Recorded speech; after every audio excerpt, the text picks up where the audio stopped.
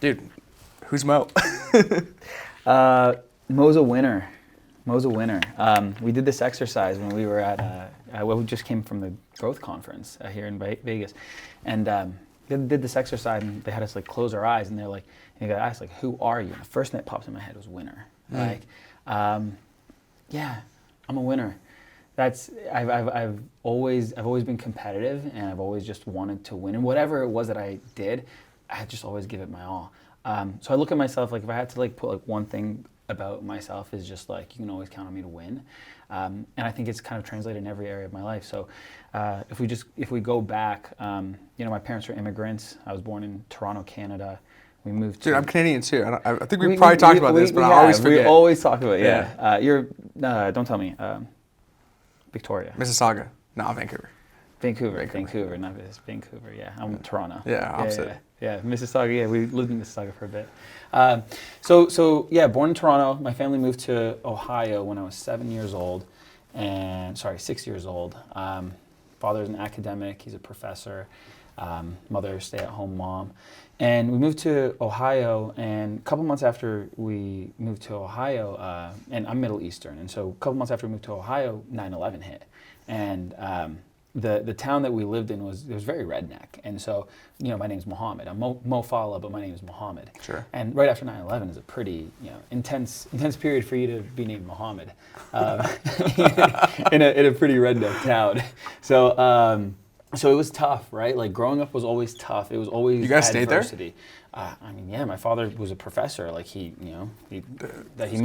moved from Palestine over to the United States to give our family a better life, and it was a better life, even though we had to go through adversity and suppression and all that. But so from really young, it was like always adversity, always like having to try and force myself in, always having to be creative to get involved with the crowds because I just generally didn't feel accepted, like as an individual. And I can look back on that in hindsight, and now is like, it was actually a really, really great gift for me because I didn't fit in with the crowd. And I mean, we know what the crowd is. The crowd is 99% of the world, right? Mm-hmm. And so I didn't fit in with the crowd, so I had to go and kind of form and create and adopt my own identity on like what I thought things should have been in life and the way that I should have operated. And in doing so, it allowed me to think more freely, right? If you think like everyone else thinks, you're going to get the same results that everyone else gets. And so it was actually a blessing, and everything in my life, I've always realized that every hard thing that I went through, in hindsight, was probably one of the best things that happened for me. And it always created like a stepping block of information. It's really a reflection point and a reference that I can look back to and be like, okay, because this thing happened, this is why I am who I am today.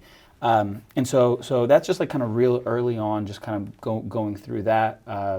Dropped out of college because I was just a hustler. I was always making money. Like whatever I could get my hands on, I was always making money. When I was a kid and asked what I wanted to be when I grew up, I wanted to be rich. That was it. I never dreamed of being, an astronaut or I never had that. I just knew I wanted to be successful. That's what growing up, that's what I wanted to be. And anything that I could, I never had thoughts of having a job or getting paid a salary or this. It was everything in my mind was always flip. Like what could I flip? What can I buy here and sell here and make a margin and make a spread? And my brain always worked like that. And I have no idea where it came from, but I just always worked in the ideas of like, okay, what can I flip? How can I make a buck? So got to college, was studying, and I was making pretty good money. 19 years old, I broke 100,000 for the first time, and I was like, I wasn't understanding the language that the professors were teaching, I didn't understand the language that professors were speaking. And there was a time that I was sitting in class, and one of the professors was talking about how this is so important so that you can go get a job. And they said that, and literally in my head, it was just, something just popped, and I was like, what the fuck are you doing here? like they're talking about you getting graduate college, like literally the professor's talking about graduate college, you're gonna get a $60,000 job. And I'm in my head, I'm like, I'm already doing more than that. What am I doing here? Like, I don't want a job. I don't want to be limited to $60,000. I want to be rich. I don't want to be limited to $60,000 a year.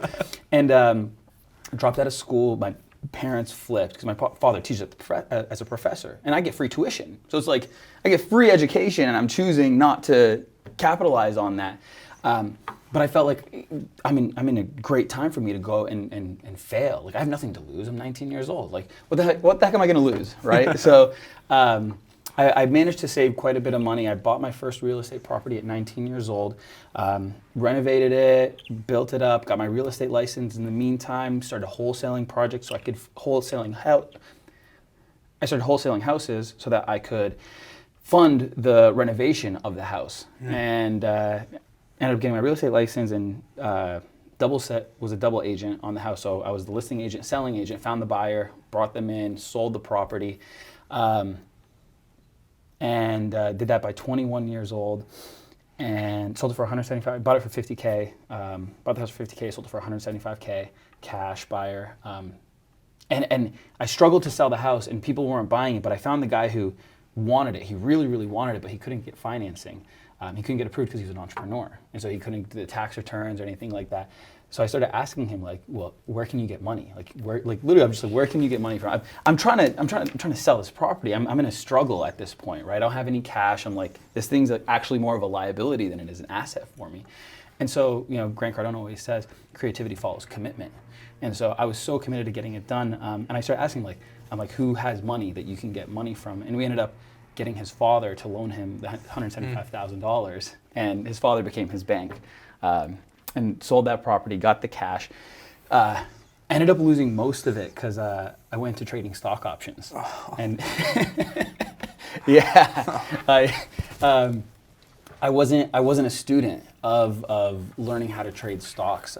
They said, paper trade for 6 months, and I was like, I don't want to paper trade for 6 months. Paper trading, for those who don't know what paper trading is, it's not actually real money. It's fake money, and you're using a practice account so that you could do it.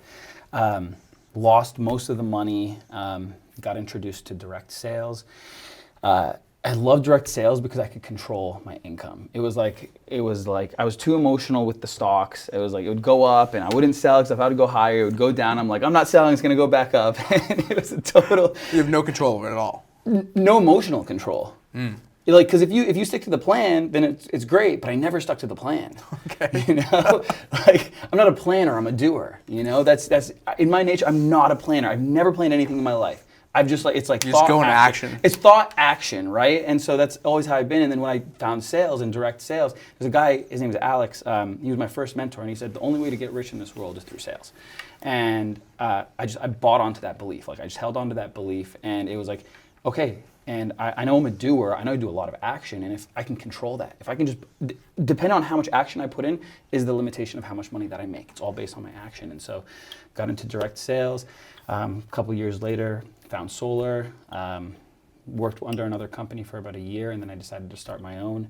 2.5 years in, sold 60% of my company. We got acquired. We're the first solar sales only organization in history to get sold. There's a lot of belief in the marketplace that you can't do it because you don't have assets, right? We have salespeople. And my belief was your salespeople are your assets.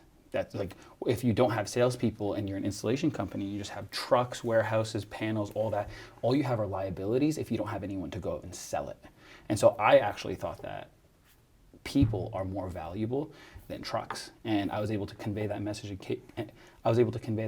convey that belief to our investors, and so we broke history. Simple Solar has always been a company that has been innovative and has been raising the bar on what's actually deemed acceptable and possible in the solar space. And we're here today, and I'm appreciative of you having me on this podcast with you, man. That's Moe Falah. Oh, and the quick, I don't know how long that was, that quick 10-minute sum up of history, and there's a lot of intricate details in between. But thanks for checking out this short clip from the full podcast I did. If you want to see another clip, go ahead and click the link right here. Or if you want to see the full podcast, you can click the link right here and check it out.